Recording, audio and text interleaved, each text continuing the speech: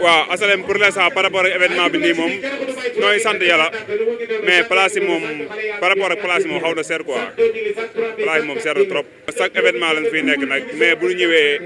gars yi du ñu dag place yi ren ji moom côté bu moom 5 mètres carrés 500 000 lañ ko daggee waaw mairie ñoo ko dagg mairie ñoo ko jaay mairie moo ko jaay waaw. mais saa yi moom place yi seer na trop te saa yi événement bi yaa ngi gis marché bi nii ni mu commencé gul nii événement bi neexagul te saa yi presque Korité ñëw na nga dugal 500 000 ci place su tam te événement bi demee ko noonu day xaw a métti te saa yi moom gagné wala perte rek moo fi nekk. client yi ñëwaguñ mais place yi seer na place yi seer na trop ay 5 lañ lay jaay 500 000 te loolu dafa seer ah seer trop 5 lañ lay jaay 500 000 mètre 100 000 ah waaw mètre 100 000 lañ lay jaay 5 mètres 500 000. ñun nag xeexuñu commerçant yi xeexuñu mairie HLM xeexuñu état du Sénégal lépp lu ñu bëbët suñu cadre de vie surtout parce que ñun on est des habitants imaginez-vous pour dugg sa kër dès que événement am di nga toog presque 1 heure de temps pour accéder yow sa kër pour def benn portion de route de 100 mètres par exemple. Imaginez-vous après ces événements-là des tonnes de déchets plastiques dañ koy wëcc fii nii suñu commune. Imaginez quelle insalubrité la population environnante yi di dund. Imaginez-vous que ici dañ fiy teg benn foire chaque année que foire boo xam ne ñun suñu ay mag xeex nañ ko ñun population yi xeex nañ ko pour foire bi bañ a am foire bi bañ a am contre ñu mairie bi jël recette contre ñu tam commerçant yi mun a jënd ak jaay contre ñu commerçant yi clients yi mun a accéder marché HLM mais dañoo bëgg tout simplement marché bi mu am benn délimitation claire. dina xamal ne ñun waa HLM sonn nañ trop surtout ñun ñu dëkk ci booru tali bi amatuñu benn vie lu tax amatuñu vie nag mooy marché bi moo ñu sonal parce que marché bi ku ci jug war a tuur ndox ci kër yi ngay dugg ku ci soxla leneen ci biir kër yi ngay dugg man mii nag yàlla dogal ma nekk chef d'emploi te yoruma lu dara maanaam dama yor sécurité yor ay employé di leen liggéeyaloo chaque weer kër yi dama fay 2000 magasin yi di fay ñii 5000 ñii 10 000 mais gisuñu ci sax suñu bopp parce que amuñu benn jàppale bu événement bi jotee le matin de 9h la ñuy commencé di régler tali bi ba jusqu'à 20h amuñu benn ndimbal nag te lépp lu ñuy def bëgg suñu quartier moo waral ñu koy def bëgg HLM kenn fayuñu weer bi dee ñu dugg ci gàlle 2000 daa waxoon nañ ko ren ñu ngi koy waxaat avec le nouveau maire bi fi nekk ni dañu bëgg nag mu geesu jeunes yi xool jeunes yi nga xam dañuy créer emploi ñu dugal leen ci seen bopp waaw loolu la ñu bëgg lu ko dalee garage Guédiawaye ba kër Imam Sarr tourné kër ñoom bureau yooyu yëpp ñoo yor sécurité te kër yi ñoo ñuy fay ak magasin yi loolu nag ku koy def da nga bëgg jàppale sa gox moo tax ak insécurité bi am temps ci gox bi. di leen wax ni que maire nañu torop maire nañu monsieur le maire lii esplanade bi mu ñëw waroon ñu ko pavel ba mu baax defal ñu ci suñu cadre de vie bu idéal mu ñëw tegal ñu fi ay oto daggal ñu ay parcelles defal ñu ko foire te xamul ni que marché dafa am commencement am fin metti nañu torop monsieur le maire brassard rouge lañ lay takkal yaa ngi sa kër di toog di noppaliku nekk à l'aise amoo leen lu la déranger yak say conseiller garage Guédiawaye gi mel ni tulleeg maale sabar bu tas sonn nañu tàyyi nañu duñu nelaw guddi duñu nelaw bëccëg sonn nañu nit yi bari nañ fi toilette publique bi fu mu nekk sori na te comme ambulants yi xamuñu fu mu nekk wax fa dëgg neex yàlla sonni nañu seen besoin yi ci mbedd bi lañ koy defee ba du ñëw parce que alignement bi yëpp kenn du ci may kenn fu dul villa 23 94 ñooy ubbi suñu bunt yi donc ñëpp fa la ñu dugg insécurité am na fi petit vagabond yu nekkoon ci marché bi instant yi jógee nañ donc insécurité bi gën na jóg sonn nañu tas nañu suñu buntu kër gi moom comme marché Sandaga bu tas. waaw juste ñu wax ci li ñuy wooyee foire bi am ci entre garage Guédiawaye et l'ancien poste de la police des HLM. Bon, je pense que ñun conseil bu bees lañ moi j'ai eu la chance bokk ci beneen conseil bi nga xamante ne moom moo jeex waaw histoire bi yàgg na fa donc riverains yi dañu yàgg a bañ ñuy continuer foire bi dans ce périmètre là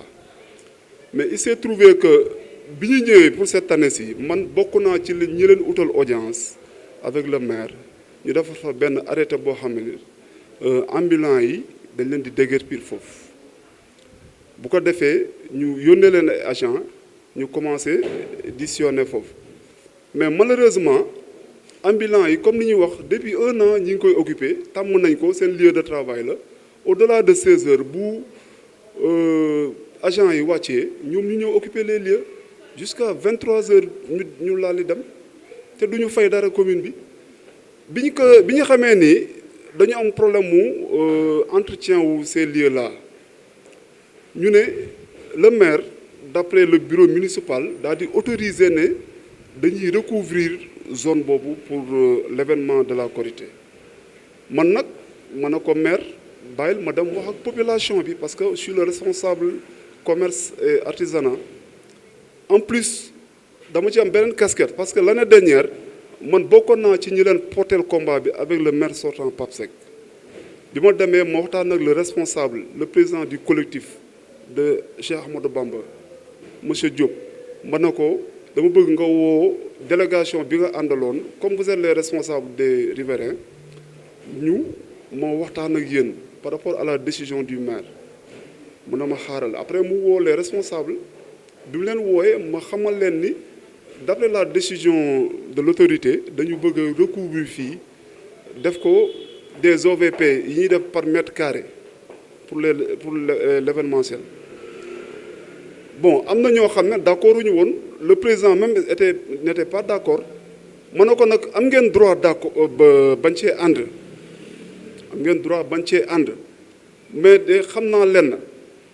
fii bu ñu ko daggul organiser ko dina am benn désordre boo xam ne dina leen dépasser te li ngeen doon bañ le pire dina ñëw c'est ce qui s'est passé après on a fait ces remarques là après moom tamit mu xam ni li ñu koy wax dëgg la mu ne xaaral ma consulter les autres membres bi ñeneen ñi ñëwee ma wax les mêmes discours bon après ñenn ñi sax doon nañ ma laaj ñaata lañ ci am vous savez les citoyens du ñu xam sax comment fonctionne la mairie pour ñoom ces espaces là bu ñu ko daggee y a des revenus yooyu certes mairie dafa war a liggéey am xaalis andi war ko ci population mais dafa am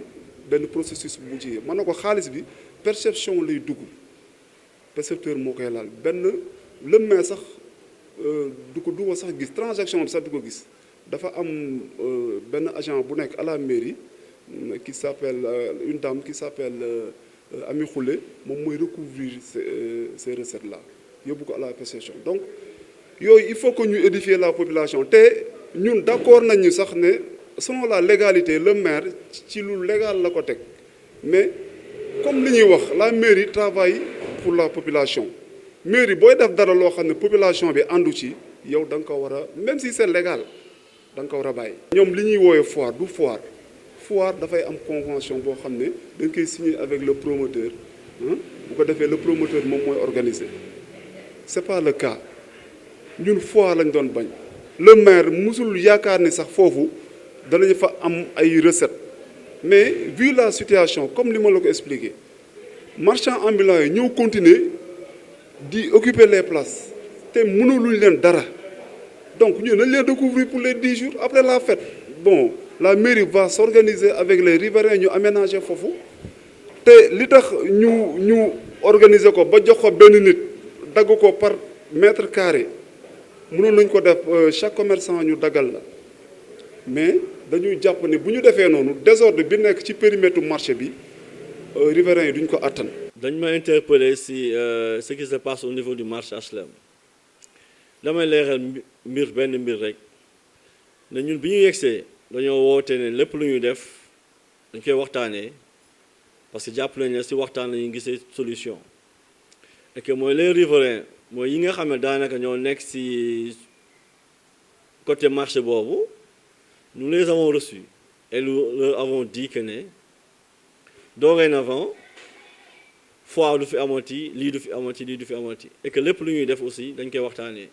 waxtaan nañ après trouvé woon nañ ay solution ne ñun waa maire bi ñoo koy gérer pour événement boo xam ne aussi dafa concerner les commerçants et les ambulants ñun waa mairie bi à savoir le maire et aussi commission yi nga xam ne ñoo ko composé commission commerce et artisanat ak commission allées et marchés mais toog nañ ak autorité administrative bi mu di le préfet le sous-préfet ak aussi la police le commandant ñu waxtaan ak les acteurs directs à savoir mooy commerçants yi ambulants yi et lors de cette réunion là ñun ñëpp waxtaan nañ ku nekk wax nga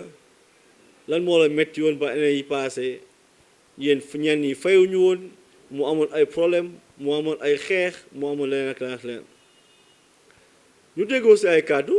ñun mais ñu leen comprendre nañ leen te dinañ def li nga xam ne daanaka mooy gën loolu lay gën a woyofee si yéen ba nga xam ne lii doon leen sonal mu di foire du fa amati foire ren ji ñëpp lañ jàpp ne amul ci marché HLM. Ce sont les agents de la mairie qui s'occupent OVP ñoo dem dagg place yi conformément aux délibérations et aussi mooy délibération bi nga xam ne moo ci gën a yomboon loolu aussi il faut ñu leeral ko donc ñun daal dañuy wax lenn ñun mairie nous sommes là pour la population donc population bi xam lu ñu def lenn loo xam ne pour sonal population bi la wala pour teg leen fitna di leen woo nag di leen woo à chaque instant parce que suñu buntu moom duñ ko mës a tëj mënoo liggéeyal nit te moom fekkeewul bokkul si li ngay liggéey loolu lu wér la suñu et que donc dorénavant lépp loo xam ne daanaka am na une partie de la population minime soit-elle ñu ngi koy ñaxtu wala ñu ngi koy mettitlu nos portes sont ouvertes lañ ñëw ñu waxtaanee ko ñu xool nan lañ koy ensemble solutionner ñun daal loolu lañu message boobu la ñu bëggoon passer di xam ne nag lii du incompréhension la rek mais suñuy gën a dem dinañ comprendre maire bi lan mooy mbébétam ak lan la bëgg def pour HLM ñi nga xam ne dañu si gis seen bopp di ngi leen sant di leen gërëm